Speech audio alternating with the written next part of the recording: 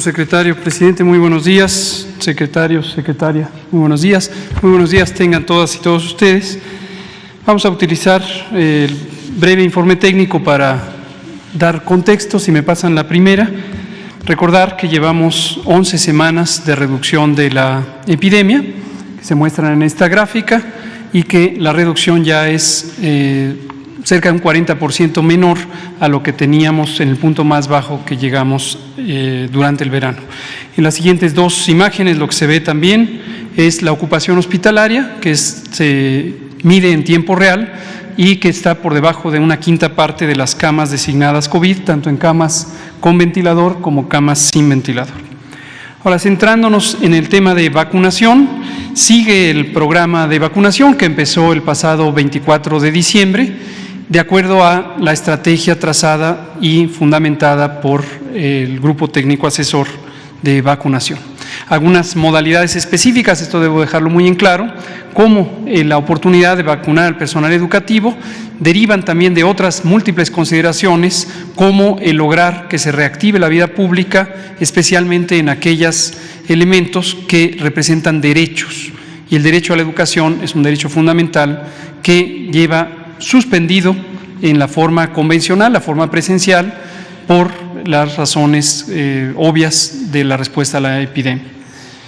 Ayer logramos 508.745 aplicaciones de dosis de vacuna. Es el tercer día consecutivo que estamos vacunando de manera sostenida arriba de 500,000 vacunas, después de haber llegado a nuestra cifra récord hasta el momento, que son 554,000 dosis. En la siguiente imagen lo que vemos es el acumulado de las aplicaciones, es decir, personas que tienen ya sea la primera o ya la segunda dosis para los esquemas de doble dosis o la única dosis para los esquemas de una sola dosis. 13.421.000 personas ya están en esta situación. Y en la siguiente imagen vemos el desglose que presentamos todas las noches de las distintas poblaciones que están definidas de acuerdo con el plan o la política nacional de vacunación contra el virus SARS-CoV-2 causante de la COVID-19. Vemos al inicio el personal de salud y en unos minutos voy a comentar sobre este detalle. El personal educativo, que en lo que se ve ahí, estas 22.934 personas, es exclusivamente del estado de Campeche, estado que por tener un control epidémico persistente fue el iniciador de la vacunación en el personal educativo. Y finalmente en azul, hasta abajo de la imagen, se ven las 9.900.992 personas que son adultas mayores de 60 años o 60 años y más, que son el primer elemento de atención en el plan de vacunación. Ya hemos comentado que, de acuerdo con la estrategia, es muy importante vacunar en esta secuencia, como lo hacen otros países, siguiendo el eje de priorización de edad, porque esto nos permite tener el mejor impacto de reducción de la mortalidad y otras complicaciones relacionadas con la COVID.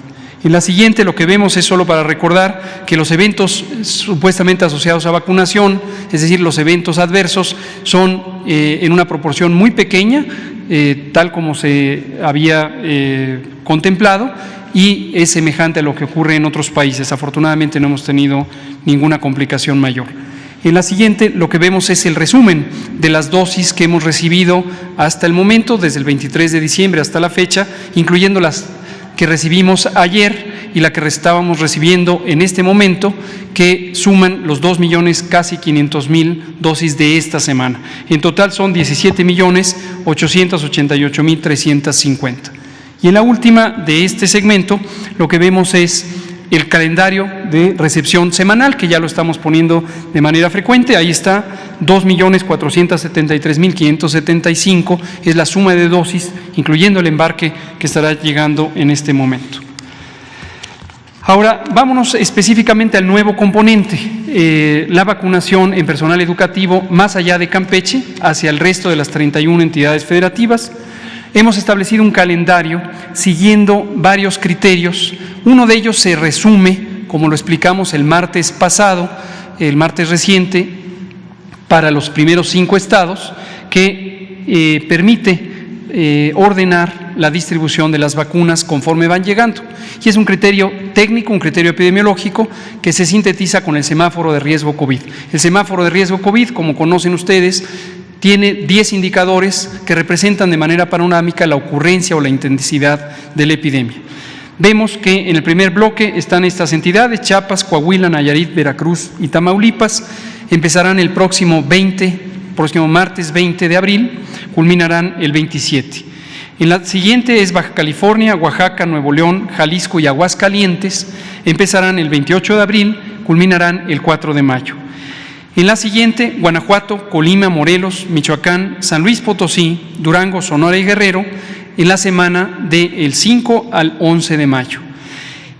Enseguida, Sinaloa, Zacatecas, Estado de México, Hidalgo, Tabasco y Tlaxcala, del 12 al 18 de mayo. Y por último, Querétaro, Quintana Roo, Puebla, Yucatán, Ciudad de México, Baja California Sur, Chihuahua, que se vacunarán al personal educativo del 19 al 28 de mayo.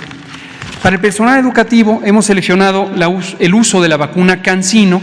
Esta es una vacuna que ofrece varias ventajas. Las dos más relevantes para el operativo es: solo requiere una dosis. Con una dosis se obtiene el efecto máximo esperado, que es una eficacia muy alta, comparable a la de las demás vacunas. Y en segundo lugar, que no requiere ultracongelación.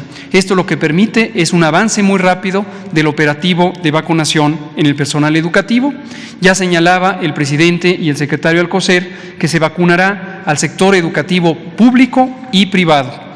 También es importante tener en cuenta que una vez vacunadas las personas, después de 2 semanas ya desarrollan los anticuerpos esperados, la protección inmunológica, y podrán reintegrarse a las clases. Esto quiere decir que, por ejemplo, en el primer bloque, más o menos el 15 de mayo, incluso unos días antes, del 13 al 15 de mayo, podrán abrir las escuelas de los primeros estados.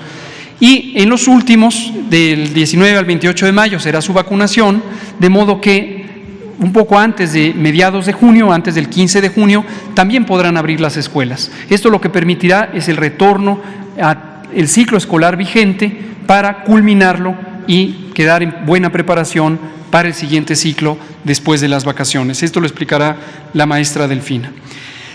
También informar que para esta vacunación a maestros no se distraen recursos del operativo Correcaminos.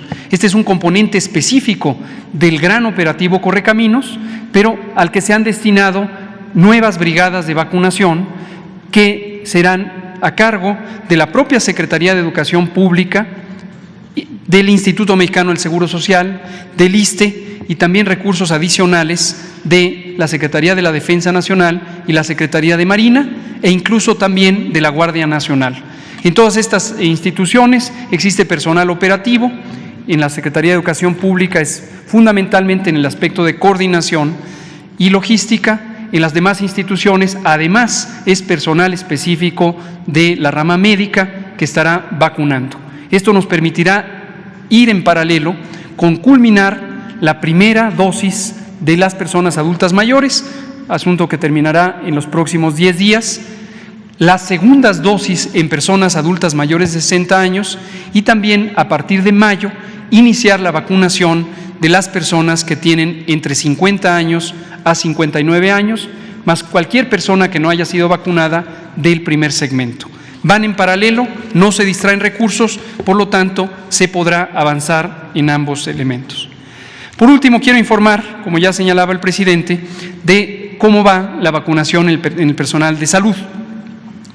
En la siguiente imagen se muestra el resumen: 913,430 personas trabajadoras de la salud, tanto médicas y médicos, enfermeras y enfermeros, como las otras categorías laborales, 11 en total, que fueron seleccionadas por su riesgo COVID, por su riesgo de exposición.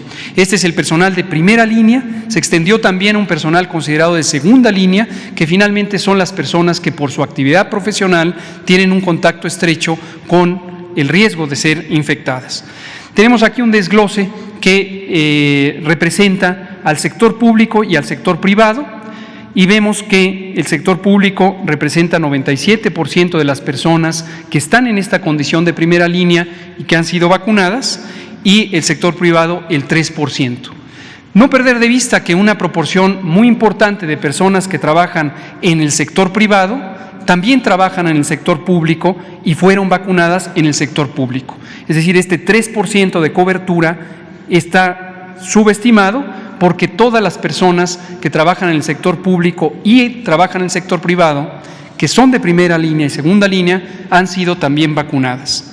Ahora, esta distribución no es caprichosa, atiende un criterio técnico que también fue identificado desde el inicio, que tiene que ver con cuánto contribuye el sector público a la respuesta COVID, cuánto contribuye el sector privado.